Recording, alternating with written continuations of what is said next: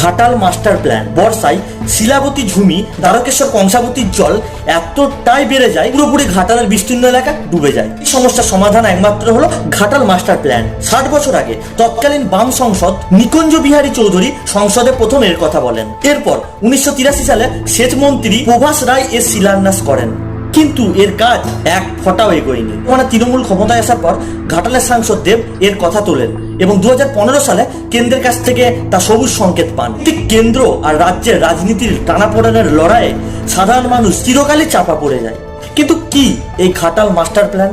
ঘাটালের বিস্তীর্ণ এলাকার ভৌগোলিক অবস্থান গামলার মতো নিচু, যার সহজেই চারপাশের জল তাড়াতাড়ি ভরে যায়। আশেপাশে যে মূল ও শাখা নদীগুলি আছে সেগুলিকে নিয়মিত ড্রেজিং করা, এর ফলে নদীর জল ধারণ ক্ষমতা বাড়বে। পার্শ্ববর্তী এলাকাগুলি পাম্প হাউস করা, কংসাবতী এবং শিলাবতী মূল দুই নদীতে লক গেট বসানো, এর ফলে বন্যা পুরোপুরি নিয়ন্ত্রিত করা যাবে।